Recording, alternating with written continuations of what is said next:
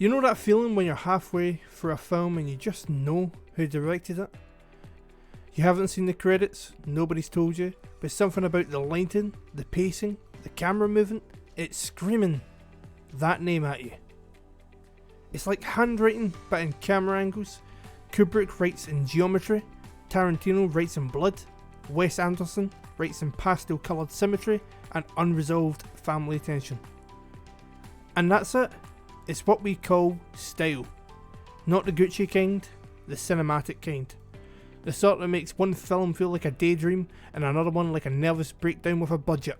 But what is that? What exactly makes a director's style? Is it the colours? The way they shoot the frame? Or is it something deeper? The way they see people, pain and popcorn? Or maybe it's just how many slow motion walks they can fit into 2 hours without someone blinks. Either way, it's time we find this out in what makes a director's style. Roll the intro.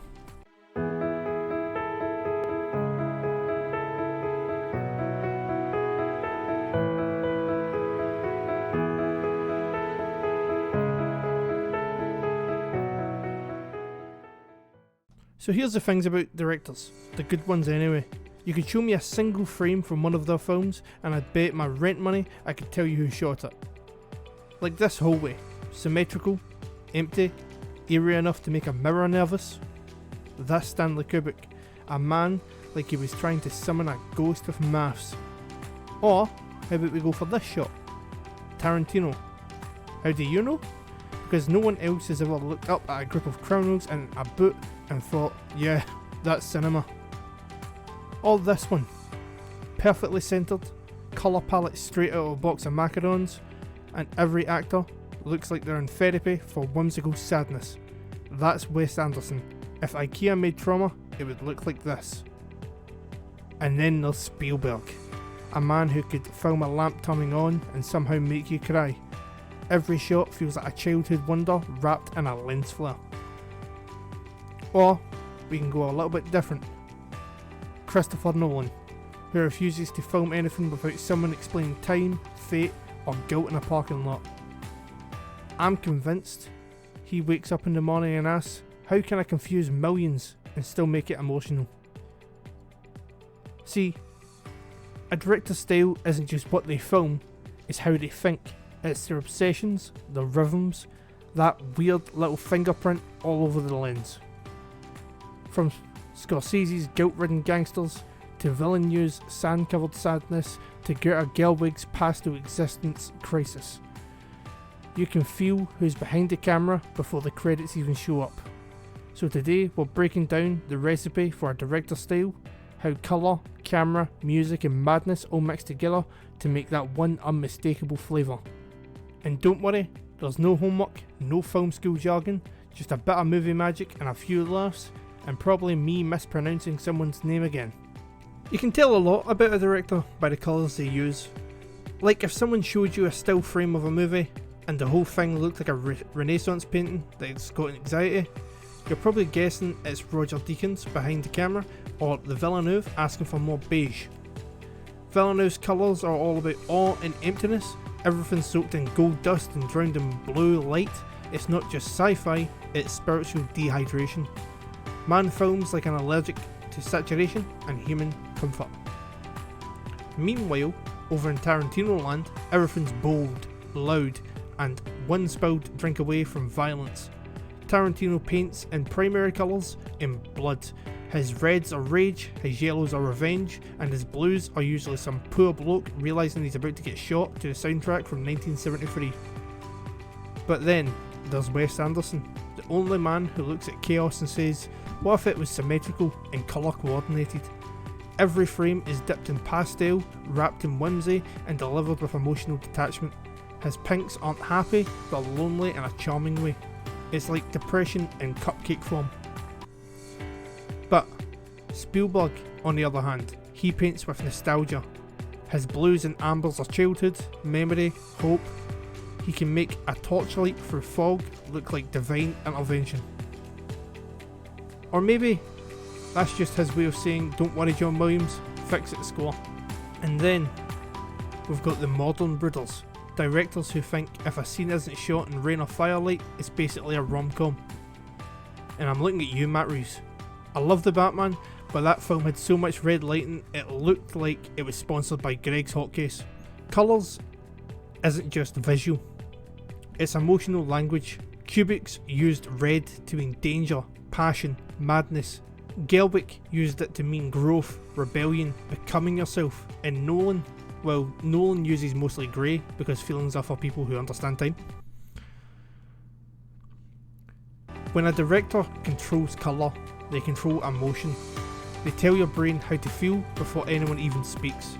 That's why a Tarantino yellow gets your pulse up and a Spielberg blue makes you believe in magic again. So yeah, you can tell a director's style by their shots, but sometimes it's alright there in the colour palette. Now let's talk about a film when it gets two directors, which sounds fancy until you realise they're having two chefs try to make the same meal. One thinks it's curry and the other's making soup. Case in point, the Justice League situation. Snyder starts it, all brooding gods, slow motion and enough grey to make a seagull cry. Then halfway through, in comes Joss Whedon, who apparently thought what this somber epic needed was forced banter and awkward lighting. Case in point, the Justice League situation. Snyder starts it, all brooding gods, slow motion and enough grey to make a seagull cry. Then halfway through, in comes Joss Whedon, who apparently thought what this somber epic needed was forced banter and awkward lighting. It's like going from a biblical tragedy to an Avengers outtake reel. Snyder's version feels like an opera about pain and power. Whedon's feels like a group project that lost its emotional Wi-Fi. And you can see it instantly. The lighting, the tone, even the posture of the actors.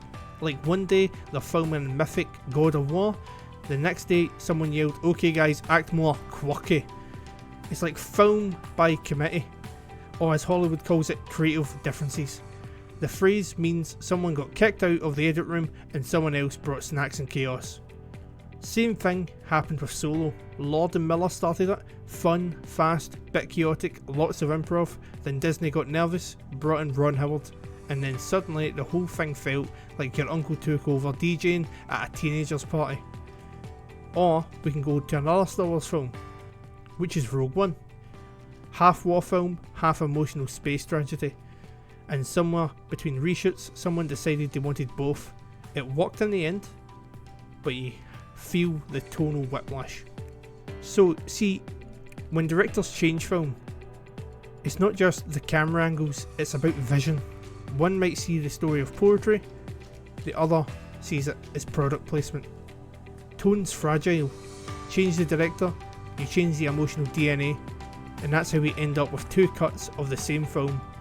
One that feels like mythology, and one that feels like a PowerPoint presentation with a cape.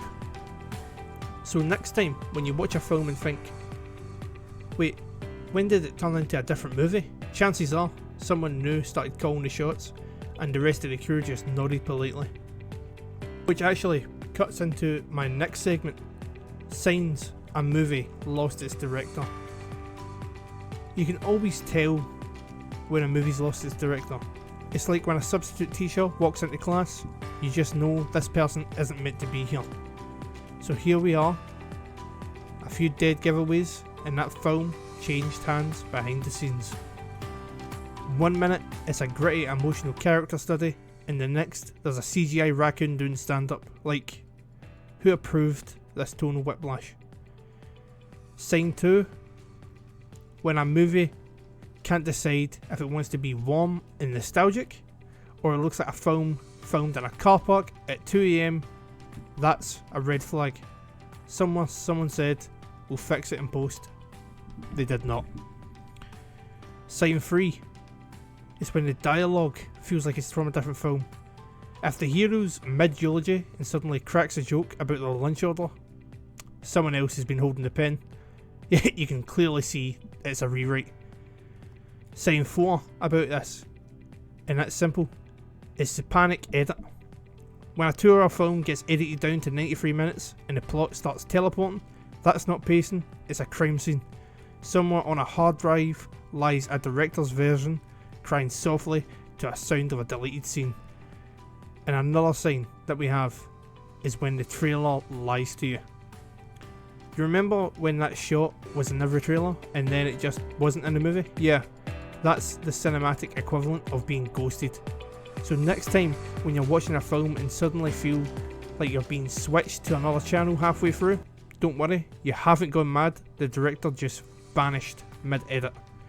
Somewhere out there there's a director's cut, and probably better cut, of every single film you watch. You know, the funny thing is about style, it's not just how the director films something, it's how they see it. When Scorsese shoots a gangster flick, it's not about crime, it's about guilt. When Nolan plays with time, he's not showing off, he's wrestling with control. And when Greta Gerwig paints the world pink, she's not selling you Barbie, she's reminding you it's okay. Style isn't a colour palette or a fancy tracking shot or a weird foot obsession, it's fingerprints left behind of the story told. And when the director leaves or gets swapped halfway through the job, you feel it. You might not notice the camera angles, but you feel the heartbeat change.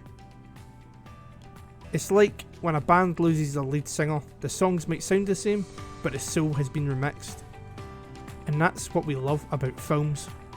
Because even when the lighting's off, or the edit's rushed, or the CGI looks like it was done by a toaster, you can still feel someone trying to say something. So maybe that's what a director's style really is. Not a signature shot, but the bit of themselves that they leave behind on the screen. And if all else fails, just add slow motion, rain and a killer soundtrack. Instant style. Thanks for watching.